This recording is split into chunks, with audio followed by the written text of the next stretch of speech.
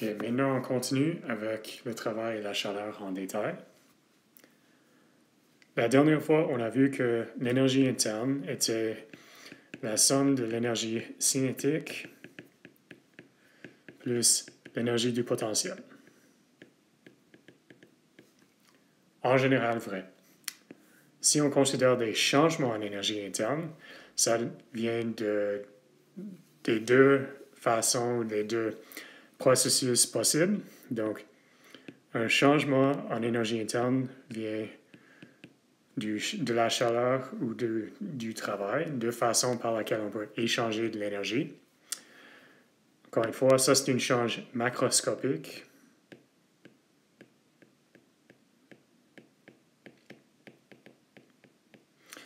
Ou un très petit changement dU qui vient d'un montant de chaleur dQ avec un montant de travail dW. Donc ça c'est un changement extrêmement petit.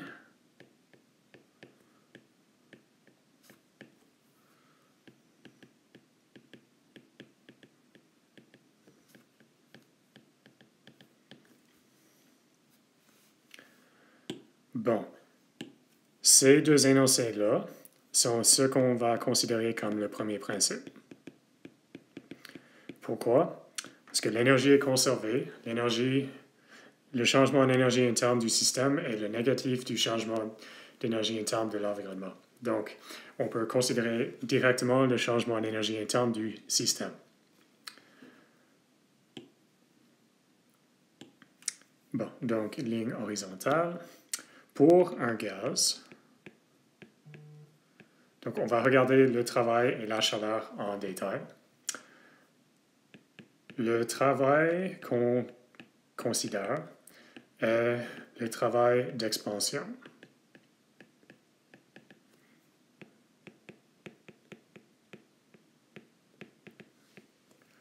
Donc, en particulier, on vous donne un exemple comme un gaz dans un cylindre, mais l'argument transfère au cas plus général. Donc, on dit qu'on a un gaz dans un cylindre, puis il y a un piston, quelque chose. Donc, le gaz est ici. Donc, ça, c'est notre gaz.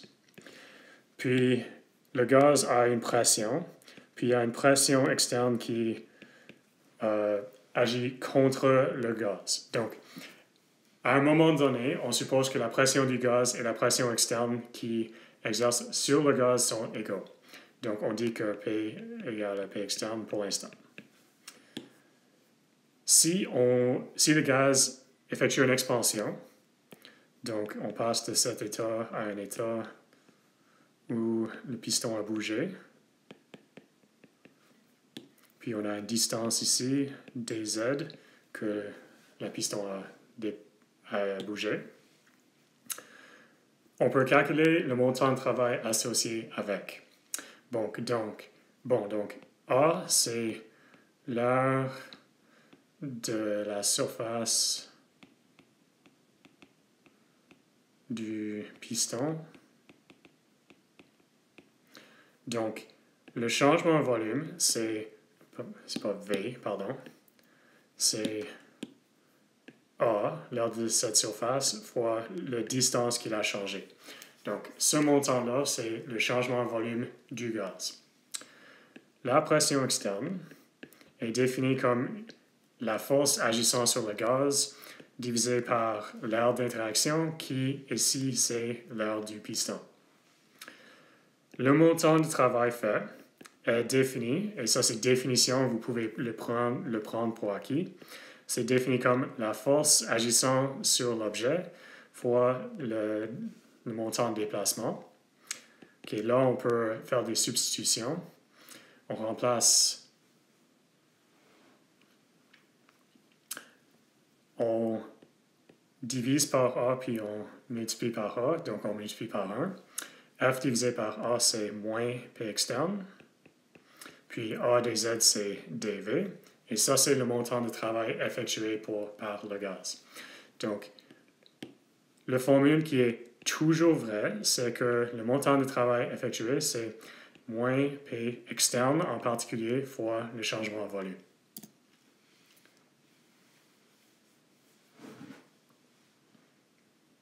Et cette formule sera sur la feuille des équations.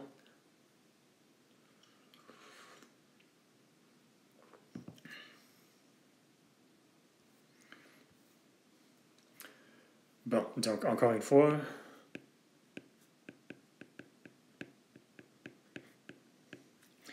OK. Donc, il y a deux possibilités qui ont des interprétations opposées. Donc, si on a une expansion, qu'est-ce que ça veut dire? Le volume du gaz a augmenté, ce qui veut dire que dV est supérieur à 0. Donc, on dit expansion, ou si vous voulez en bon français, dilatation. OK. J'utilise le mot expansion parce que c'est plus facile pour moi. C'est le même mot en anglais. Bon. Donc, dans ce cas, on a quelque chose de positif qui multiplie une pression. Les pressions sont toujours positives par définition. Donc, négative fois pression qui est positive fois dV qui est positive. Donc, dW qui sera inférieur à 0. Qu'est-ce que ça veut dire? On a de l'énergie qui sort le système en forme de travail.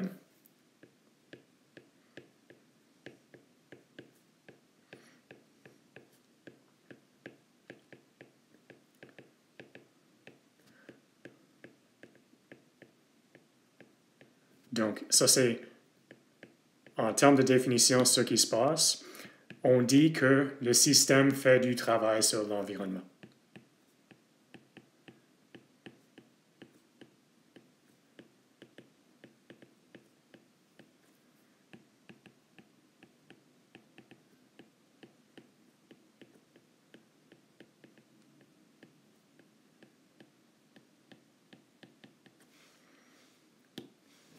Donc, pourquoi est-ce que le travail est inférieur à 0? Pour augmenter le volume, il faut que le gaz repousse l'atmosphère. Il faut que le gaz donne de l'énergie à l'environnement pour effectuer cette expansion. Donc, il faut dépenser de l'énergie pour effectuer l'expansion. L'autre cas, c'est que si le changement de volume est inférieur à 0, là on a une compression, le volume diminue. Donc là on a négative fois la pression qui est positive, fois négative qui nous donne quelque chose de positif. Dans ce cas, de l'énergie entre le système.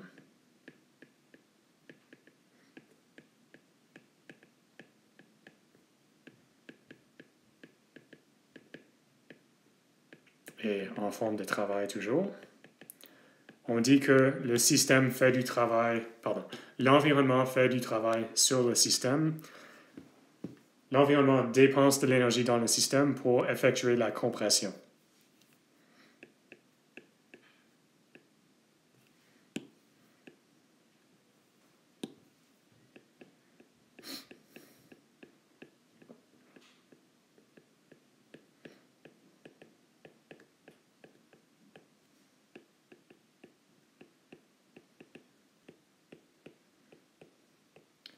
OK, j'espère que ça soit un peu facile à comprendre. Donc, dans les deux cas, il y a quelque chose qui change. Quand dV est plus grand que 0, c'est le système qui augmente son volume. C'est le système qui agit d'une sens. Le système fait du travail sur l'environnement. Dans l'autre cas, c'est l'environnement qui travaille sur le système pour diminuer son volume. On dit que dans ce cas, l'environnement fait le travail sur le système. Donc, être capable de différencier ces deux cas est extrêmement important.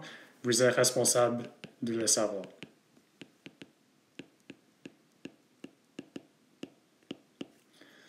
Bon, donc en gros, c'est ce qui se passe.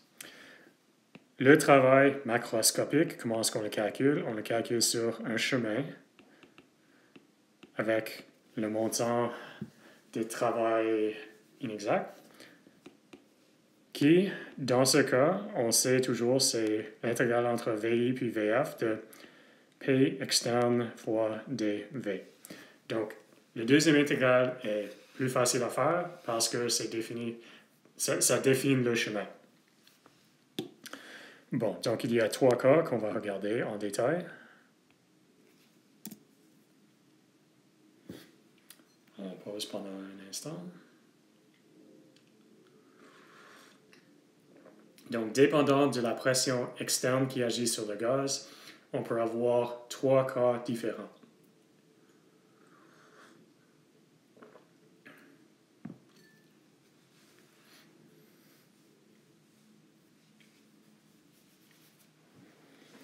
Okay. Le premier cas, on appelle une expansion libre.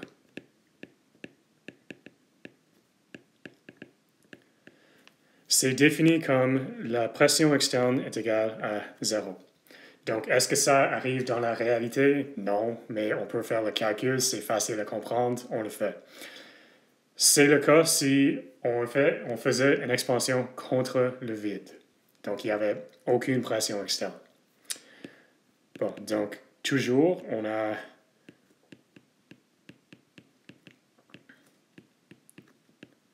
donc définition. Ensuite, si la pression externe est 0, c'est moins l'intégrale de 0 fois dV, qui, bien entendu, est 0. Donc, dans ce cas, il n'y a pas de travail fait. Il n'y a aucun échange d'énergie.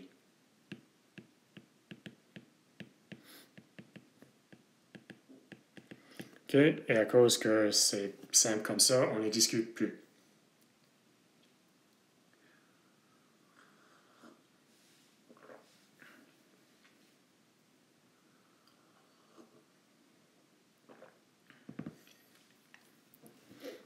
Bon, le deuxième cas, c'est ce qu'on appelle l'expansion irréversible.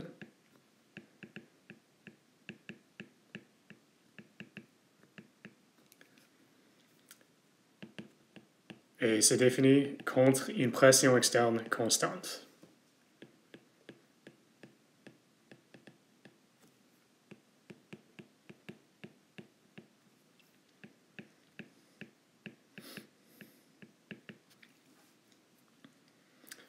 Okay. Donc, ça, c'est ça la définition. Faisons le calcul, c'est facile. Moins P externe, VI, VF, dV. Si pression externe est constante, ça peut sortir de l'intégrale.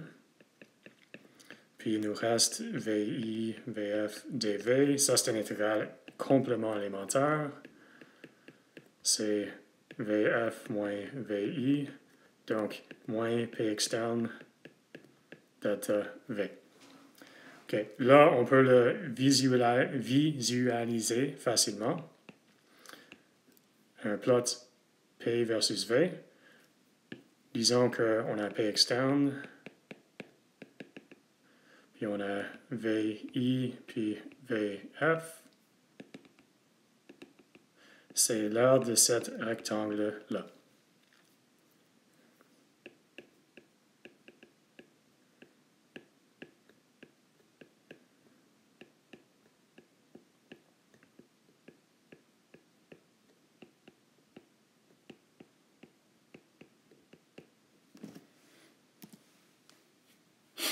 Donc, une expansion ou une compression irréversible se passe contre une pression externe constante.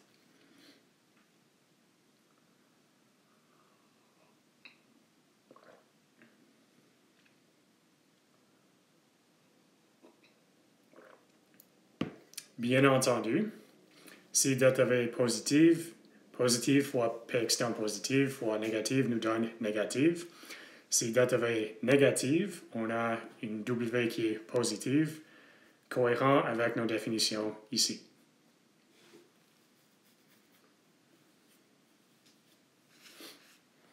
Okay. Le dernier cas, puis on va prendre du temps à élaborer celle-là, parce que sa définition est extrêmement facile, le calcul extrêmement facile, l'interprétation un peu plus difficile. Bon, donc, on le nomme réversible, contrairement à irréversible. Puis il faut préciser isotherme aussi. Donc, qu'est-ce que isotherme veut dire? Ça veut dire que la température ne change pas. Okay. Le mot réversible veut dire que le système et son environnement effectue la transformation en équilibre à chaque étape. Donc, le système et l'environnement sont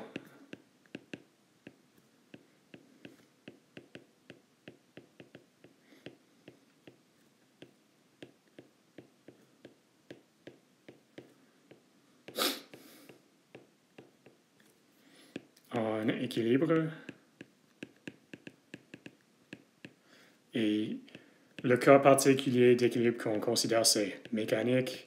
Okay, ça, c'est nouveau pour vous. Le message et sa définition, c'est que la pression externe est égale à la pression du gaz, tout part pendant la transformation. Okay. Ça veut dire, donc, la pression externe, c'est la pression d'un gaz. Pour l'instant, on considère un gaz parfait. Qu'est-ce que ça veut dire? On a la formule de la pression d'un gaz parfait, c'est nRT sur V.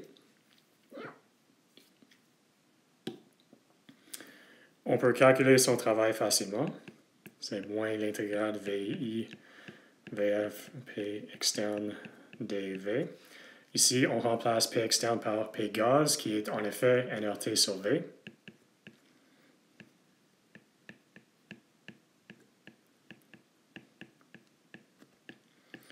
Okay. Isotherme veut dire que T est un constant.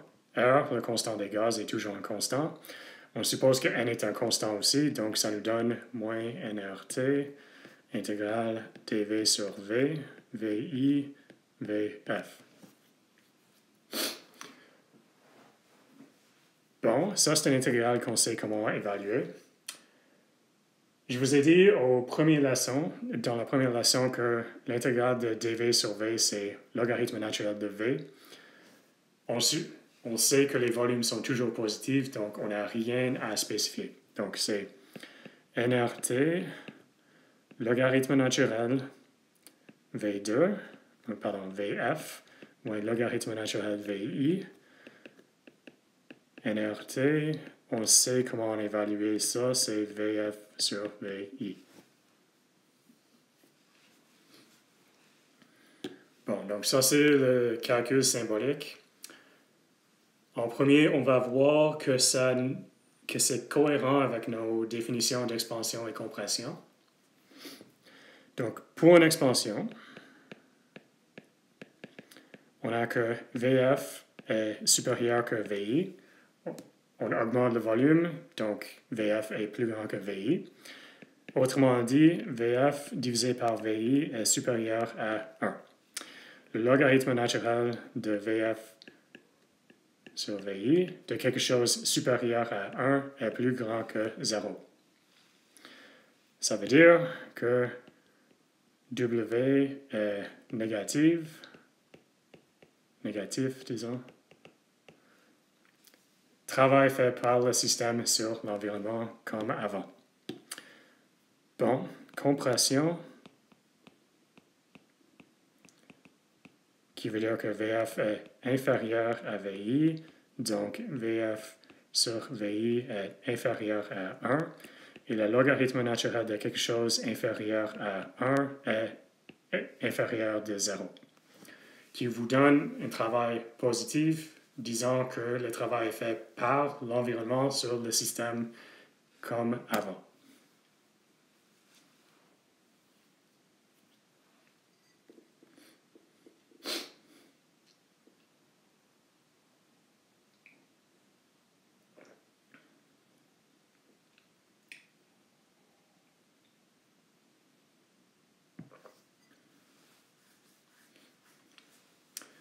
Bon, donc, le calcul est facile. On va essayer de l'expliquer.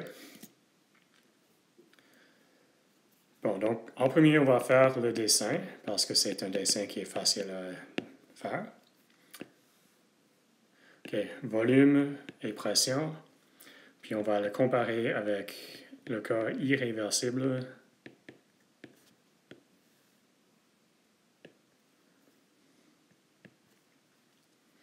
Donc, là, on l'a déjà vu.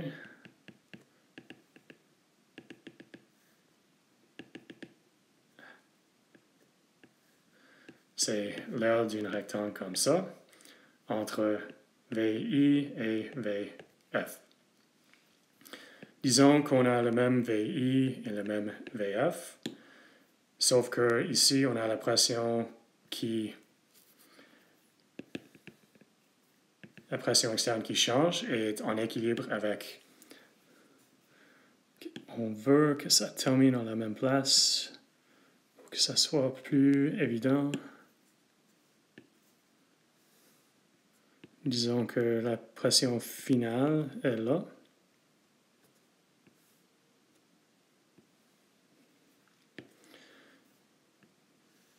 Puis on a la pression du gaz qui est en équilibre avec la pression externe. Donc la pression initiale est là.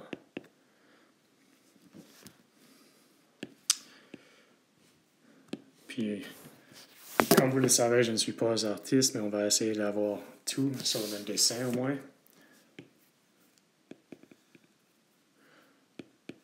Et le travail fait, c'est cette région-là. On voit que les aires des deux régions sont différentes. Donc, qu'est-ce qui arrive? Donc, ici, on a P externe qui est la même que la pression du gaz en tout temps.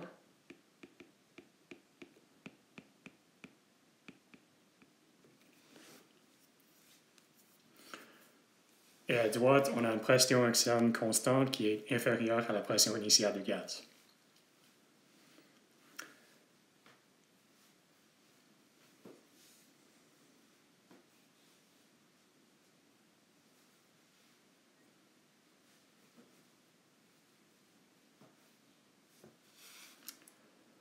OK, donc c'est ça la différence entre les deux.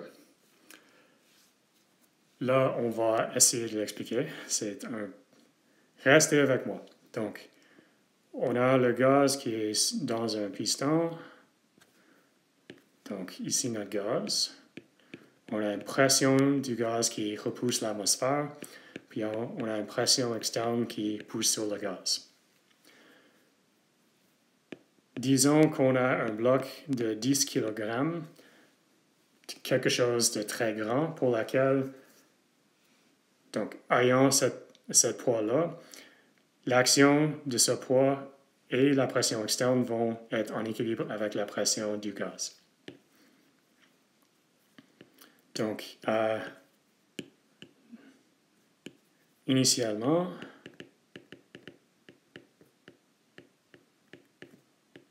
on a que la pression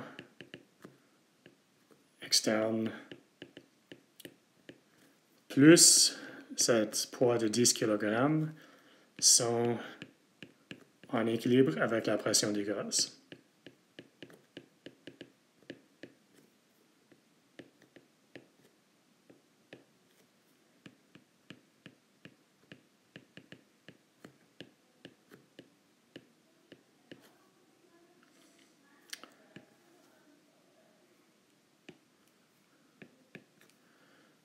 OK, donc, en premier, si on enlève le 10 kg tout à la même fois, on a que P du gaz est très différent de la pression externe. Puis la pression externe, disons, est là. Puis on a une expansion entre VI et VF à cette pression-là. Seulement une étape. Si on faisait l'expansion comme ça, on a seulement ce vacuum-là. Disons que ça, c'est 1. Disons qu'on brise cette expansion en 2 étapes. Au lieu d'enlever le 10 kg tout à la même fois, on enlève 5 kg. Il reste 5 kg. Donc, la pression externe effective sur le gaz, c'est pas P externe, c'est P externe plus l'effet de 5 kg. Donc, il y aura comme une pression ici. Donc, le plus 5 kg, ne l'interprétez pas comme une pression, mais une pression effective. Puis on a une expansion entre VI puis disons V' qui est entre les deux à cette pression-là. Ligne droite.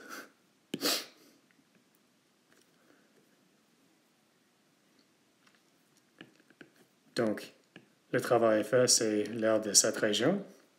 Puis, donc ça c'est étape A. Étape B, on enlève le 5 kg qui reste. Là, la pression externe, c'est P externe, puis on a l'air de cette région-là. Donc, si on fait l'expansion en deux étapes, on a la somme des deux rectangles. Si on le fait en une étape, on a seulement le rectangle en bleu. Vous voyez que les montants d'énergie échangés sont différents.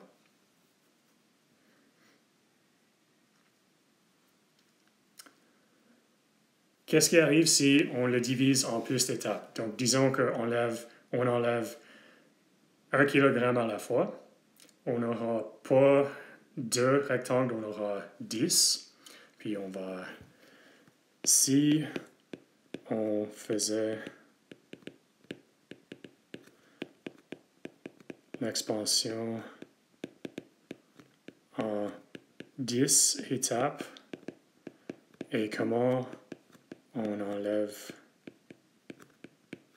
1 kg à la fois.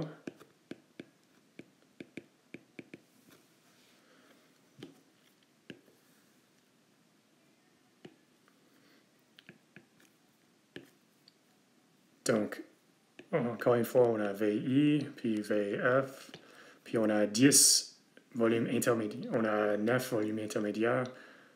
1, 2, 3.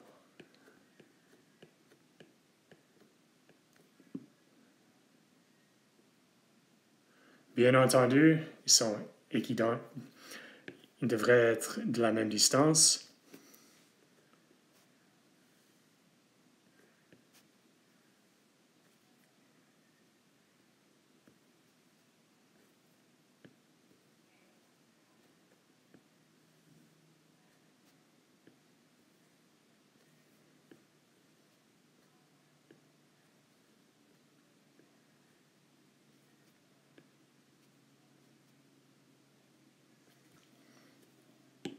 Encore une fois, ça c'est la pression externe finale. Si on le faisait d'une manière irréversible, c'est seulement l'air sous la ligne bleue. Mais en le décomposant en 10 étapes, on a la somme de tous les rectangles rouges.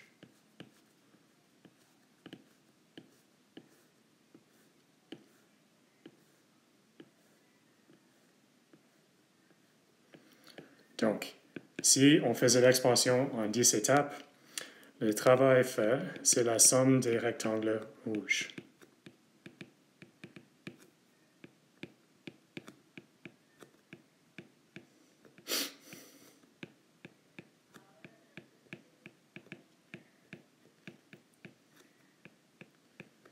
OK.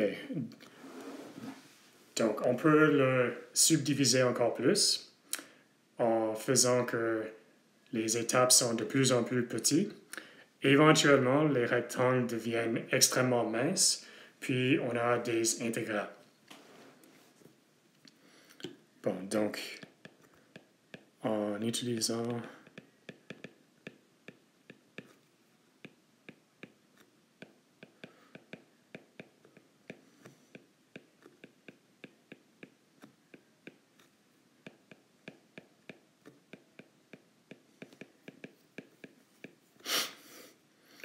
les rectangles,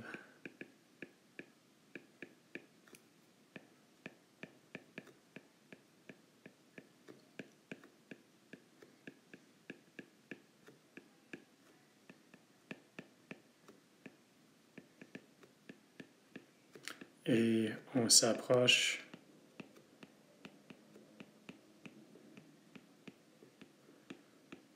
de l'intégrale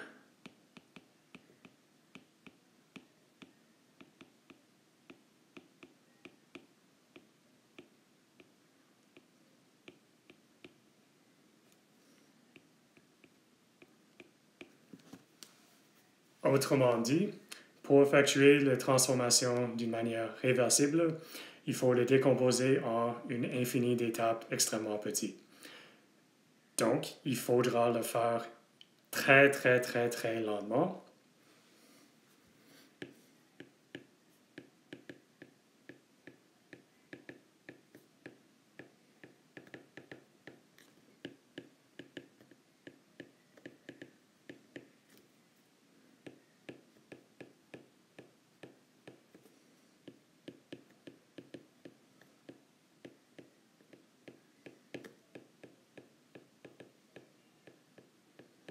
Pourquoi? Parce qu'il faut garder le système et l'environnement en équilibre en tout temps. Est-ce que ça peut se faire exactement dans la vraie vie? Non, mais c'est une approximation qui est acceptable assez facilement.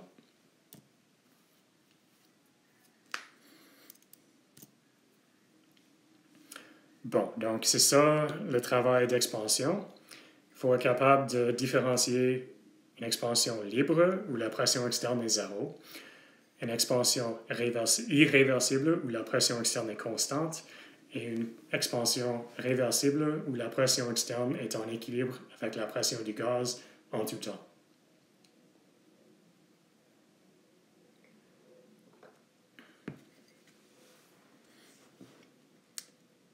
Bon, on passe à la chaleur.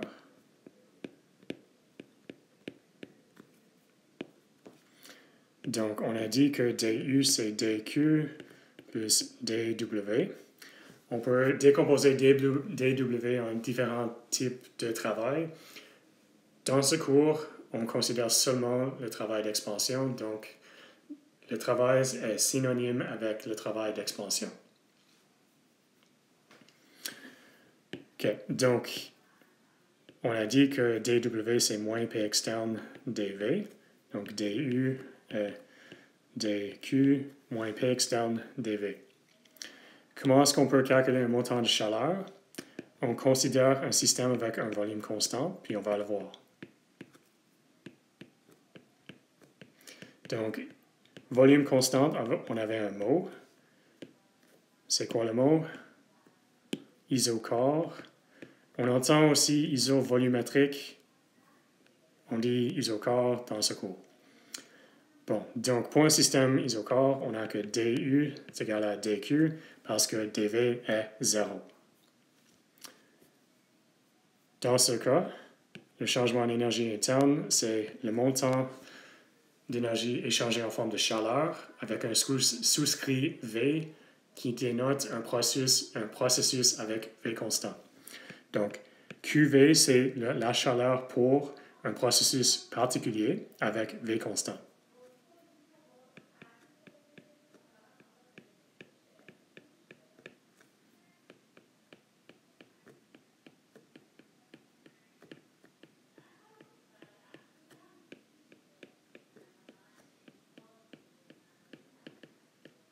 À cause que Q est une fonction de chemin, on précise que c'est un chemin pour lequel V est constant.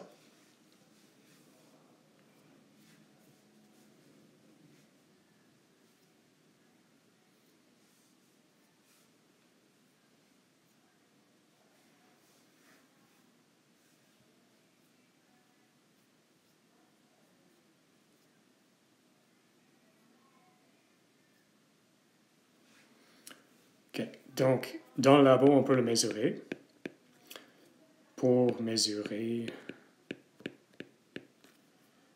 QV, on utilise une bombe calorimétrique adiabatique.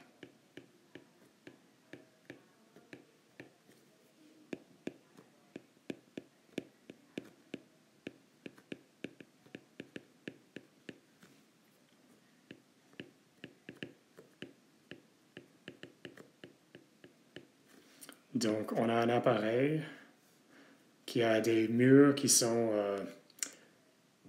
adiabatiques. On ne peut pas avoir de la chaleur qui sort.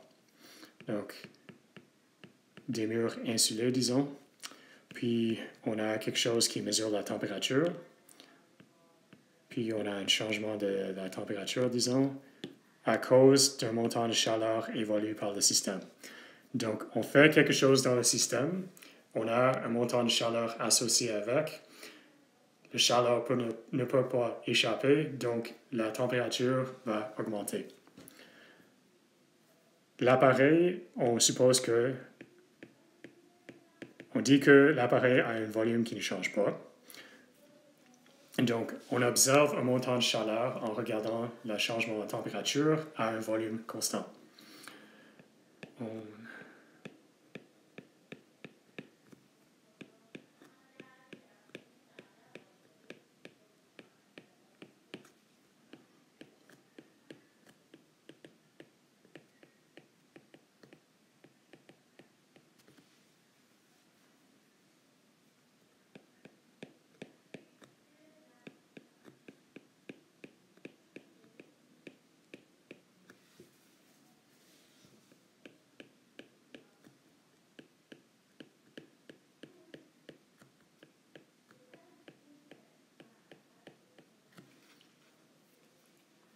Donc, Q, c'est un constant C qu'on va préciser fois la différence de la température. C, on appelle la capacité calorifique.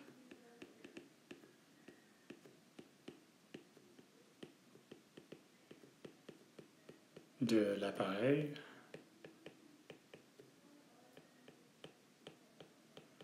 Puis, on suppose que C est constant pour des petits changements de T.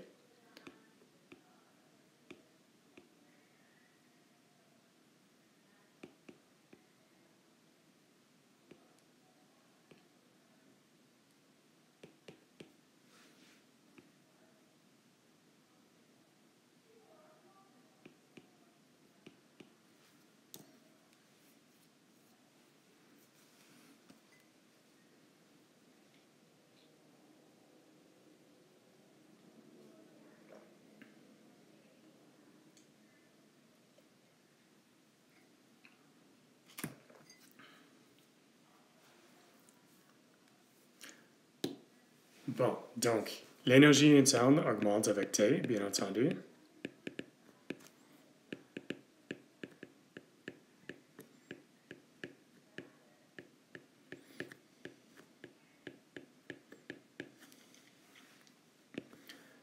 Si on fait un dessin de U avec T, on a quelque chose comme ça. Ce n'est pas exactement linéaire. Pourquoi? Au point A et au point B, les dépendances avec la température sont différentes, sont la pente des tangentes.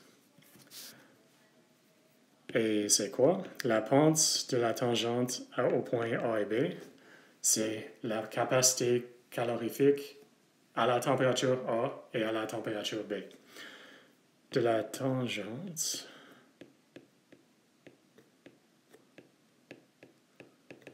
représente la capacité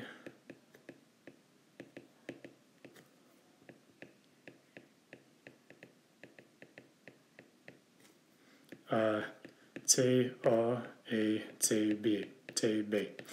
Vous voyez qu'à TB, la pente de la tangente est différente qu'au point A.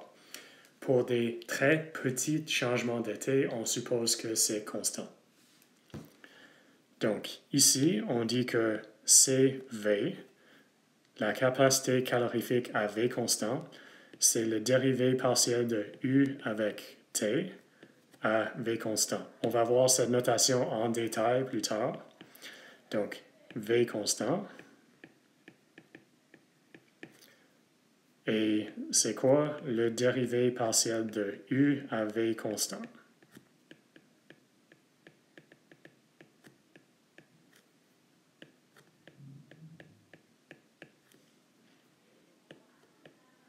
Donc, en principe, pour un gaz réel, U est une fonction de T et V. Quand on tient V comme constante, la dépendance avec T, c'est directement CV.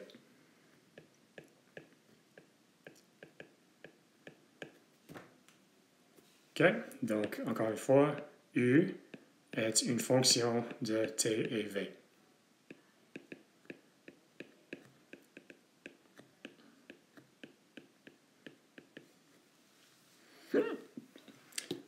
Cependant, je vous ai dit, pour un gaz parfait,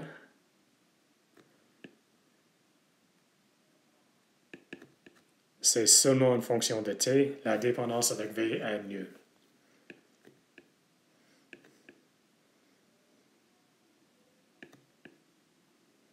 On reverra ça plusieurs fois. Okay. Qu'est-ce que CV représente? C'est un montant d'énergie, et c'est en particulier le montant d'énergie requis pour changer la température du système par un Kelvin. Donc, le montant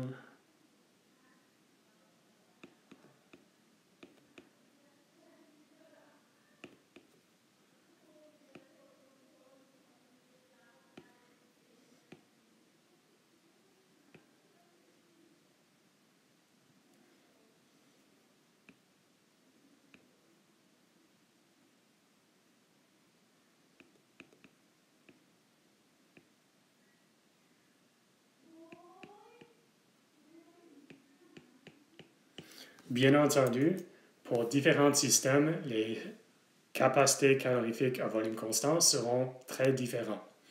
Je vous donne un exemple. H2O liquide a un CV qui est très haut. De l'aluminium solide a un CV qui est très bas. On peut changer la température du métal aluminium très facilement avec peu d'énergie, mais ça prend beaucoup d'énergie pour changer la température de l'eau liquide, comme on le sait.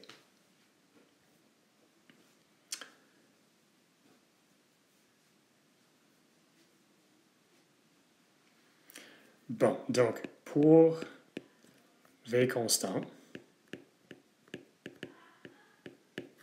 on a CV qui est défini comme le dérivé partiel de U avec T, V étant constant. Donc, dQ, c'est CV fois le changement de température. Autrement dit, dQ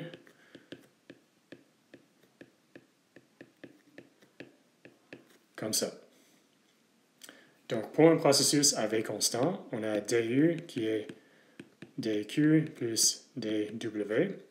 Quand V est constant, on n'a pas de travail d'expansion. Donc, du, c'est dQ qui est CV dt. Donc, du qui est simplement CV dt. Ensuite, l'intégrale de du entre l'état initial et final, qui est U2 moins U1, pardon, UF moins UI, qui est delta U, est égal à l'intégrale entre TI, TF, CV, dt. On suppose que CV est constant pour des petits changements de T. Si ce n'est pas constant, on le met directement dans l'intégrale. Donc, si c'est un constant, c'est TF moins TI, qui est CV delta T.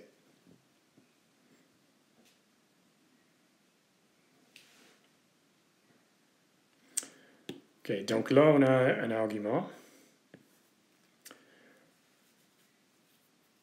On a calculé delta U pour un processus particulier.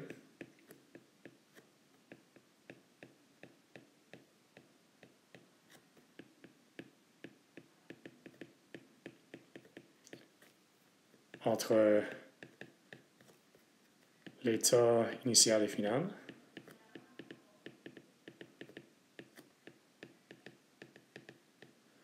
OK. Deuxièmement, je vous ai dit la dernière fois que U est une fonction d'état, donc ne dépend pas du chemin. Donc, U est une fonction d'état.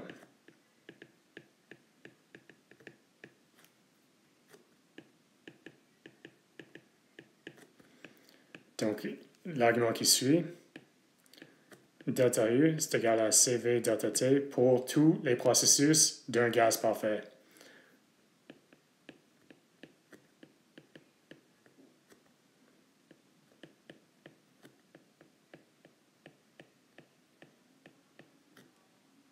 OK, je le souligne, d'un gaz parfait. D'un gaz réel, non, il y a une contribution avec le volume, mais ici, pour un gaz parfait, delta U, c'est toujours CV fois delta T.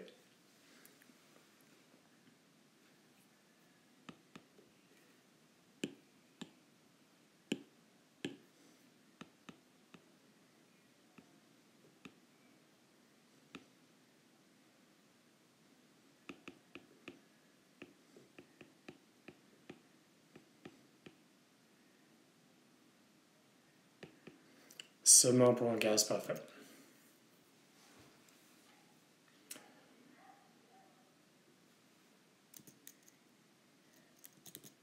Bon, donc là, on a vu le travail pour les expansions particulières. On a vu la chaleur pour les processus à volume constant. D'habitude, en chimie, on ne considère pas le volume constant, mais la pression constante, ce qui nous donnera une fonction différente, mais équivalente à calculer. Ce qu'on verra la prochaine fois avec le calcul pour plusieurs processus particuliers.